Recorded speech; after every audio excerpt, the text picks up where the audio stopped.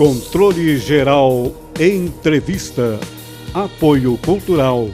Sim, Sistema Integrado Municipal. Trabalhando sempre pela modernidade, qualidade e eficiência do transporte público. Móvel. Móveis decorativos.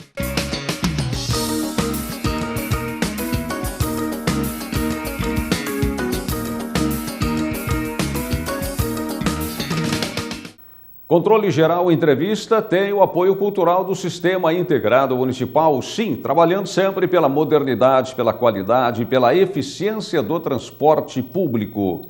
A FEComércio tem realizado um ciclo de palestras, digamos assim, pelo Estado. E esse projeto esteve aqui em Santa Maria semana passada.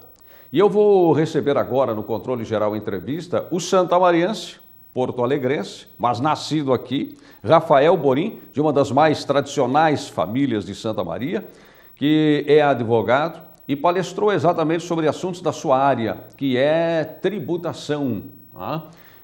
E tudo isso que tanto interessa a todos e que alguns conhecem menos, outros conhecem mais, mas sempre é motivo de preocupação, pelo menos de informação, e é isso que a FEComércio vem fazendo. Rafael Borim, carga tributária, o que significa hoje no nosso contexto social, político, econômico?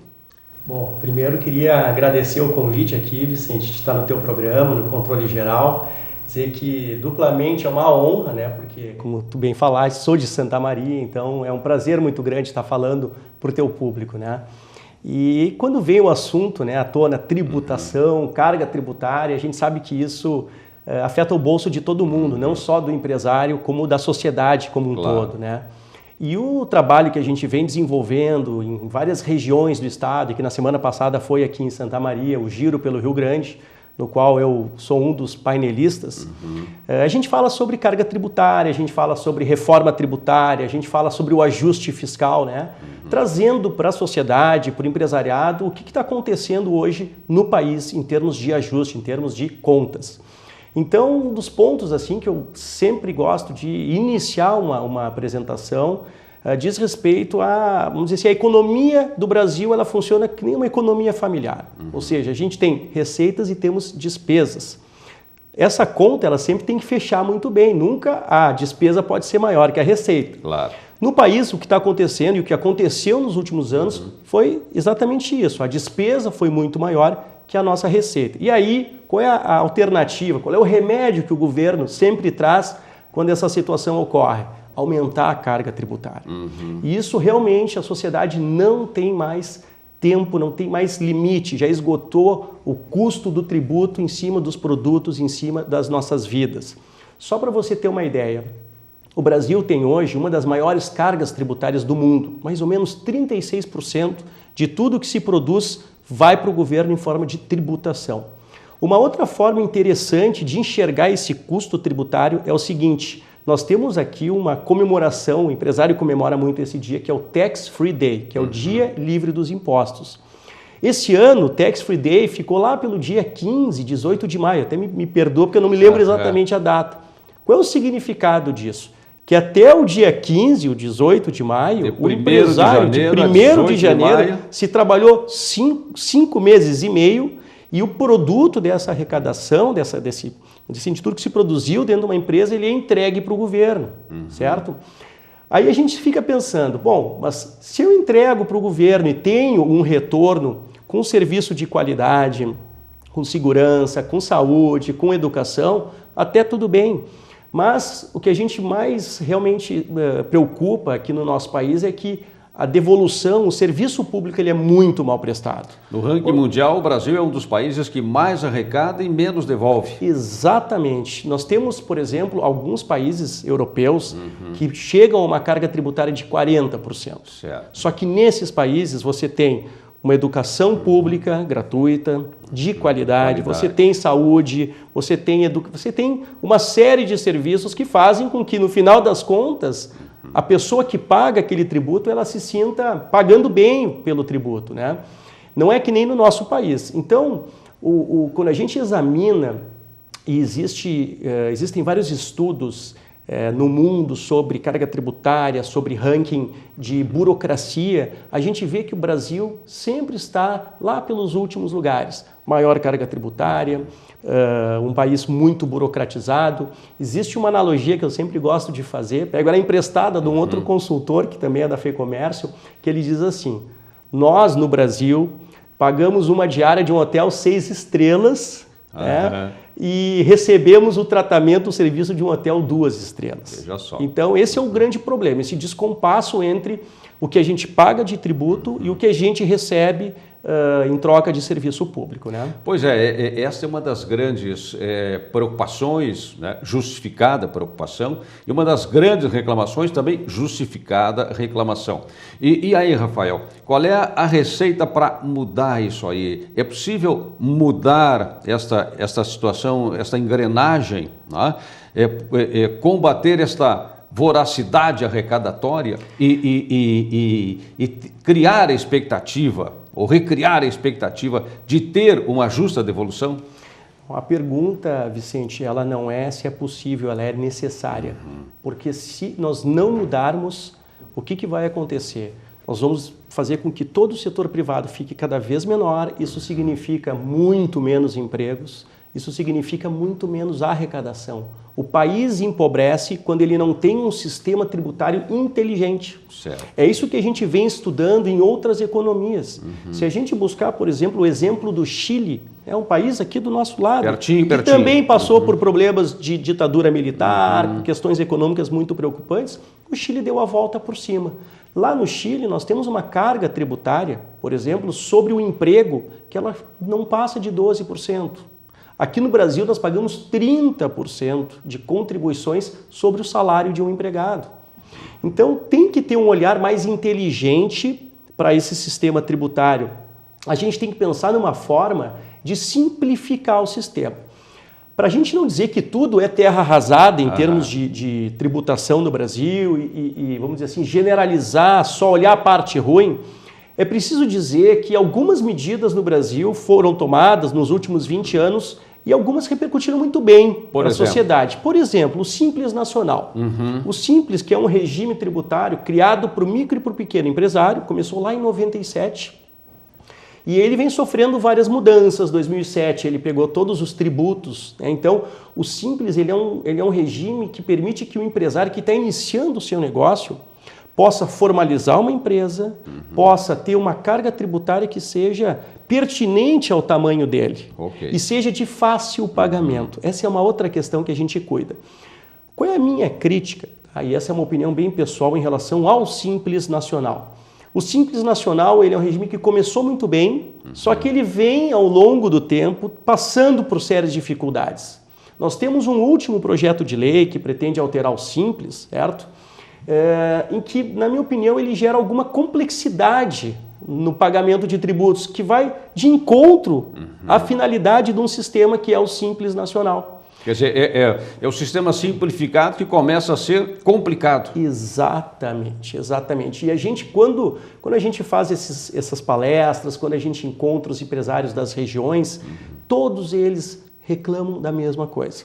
Carga tributária alta, ou seja, o custo tributário no produto deles é muito alto, e também a questão do Simples acabar tendo essa complexidade. Eu te diria que nos últimos hoje nós temos mais ou menos no Brasil 6 milhões de empresários que optam pelo Simples Nacional. Então, realmente, isso significa mais de 90% das empresas no país.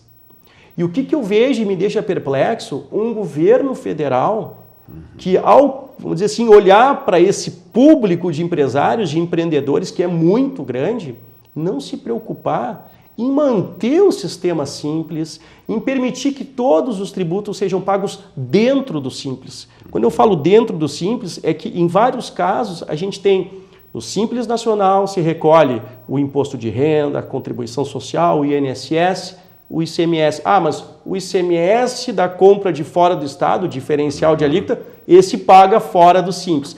E aí começou a se tirar, vamos dizer assim, do Simples, aquilo que realmente era o objetivo dele, que é pagar uma única guia, certo? Existe um cálculo, esse é um cálculo já, vamos dizer assim, confirmado, é um estudo realizado, de que no Brasil, por ano, se gastam 2.600 horas só para pagar tributo. Em outras palavras, o empresário tem que custear 2.600 horas com empresas de consultoria, empresas de contabilidade, com advogados, tudo no sentido de interpretar a legislação para ver se o que ele está pagando está sendo correto. Então você imagina que essas 2.600 horas poderiam ser revertidas em mais empregos, em mais venda, em crescimento, certo? Por outro lado, tudo acaba sendo canalizado por um sistema que é burocrático. Então, eu diria assim, Vicente, a gente tem que caminhar para um sistema que seja parecido com o Simples, certo? Que seja parecido com o Simples, mas que atinja também o médio empresário, o grande empresário. O grande empresário, ele tem uma responsabilidade muito grande pela arrecadação. A concentração de empregos está nas empresas do Simples. A concentração de arrecadação está nas empresas grandes. Então, eu não estou aqui defendendo só o pequeno ou só o grande, eu estou defendendo todas as empresas. A cadeia produtiva. A cadeia produtiva. Né? A cadeia produtiva que gera emprego e que gera arrecadação. Ou seja, o dinheiro ele não vem do Estado, ele não brota do Estado, ele vem dessa arrecadação. Ou seja, se não tem empresa forte, não tem arrecadação e não tem emprego. Quando se fala, Rafael, em reforma tributária, porque esta é uma relação muito do poder público com o setor privado, né? Reforma tributária, porque falasse em sistema canalizador, e além de canalizador, é centralizador. A grande parte fica com a União, né? Uma outra parte bem menor com os estados e outra menor ainda com os municípios, né? Esta reforma tributária, qual seria o alcance dela? A tua pergunta, Vicente, é de um digno tributarista, né?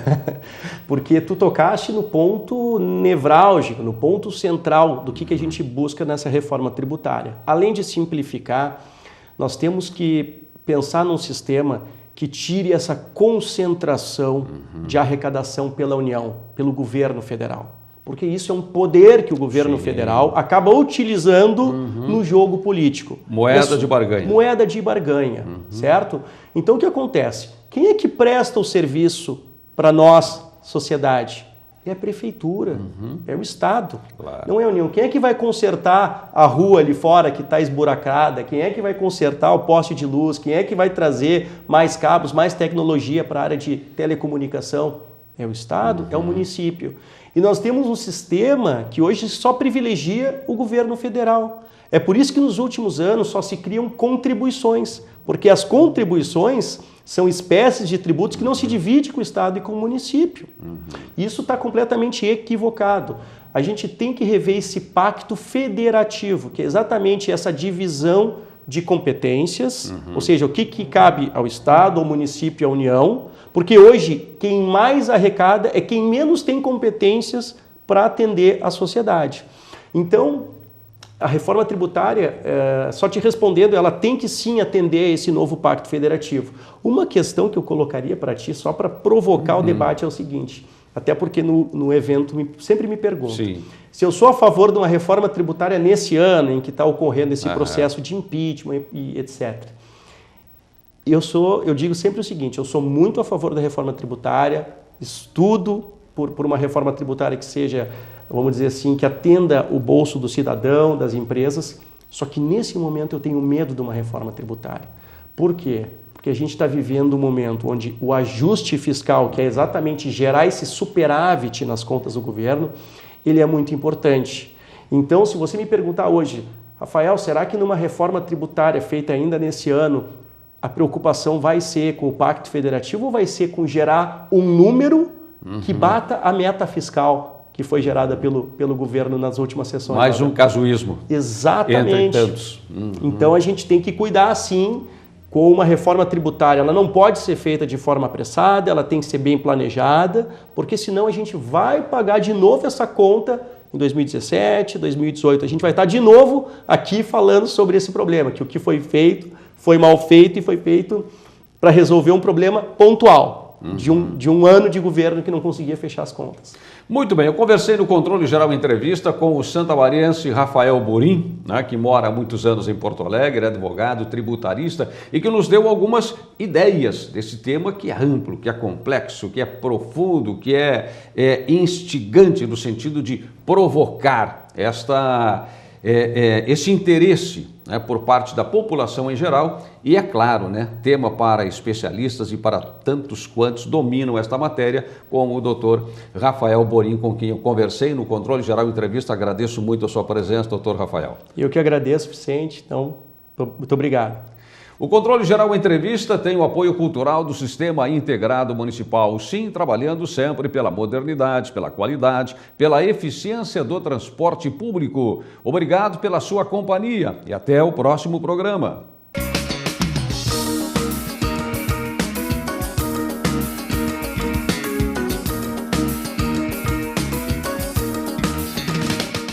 Controle Geral Entrevista. Apoio Cultural. Sim, Sistema Integrado Municipal.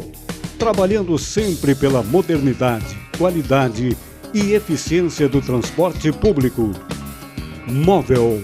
Móveis decorativos.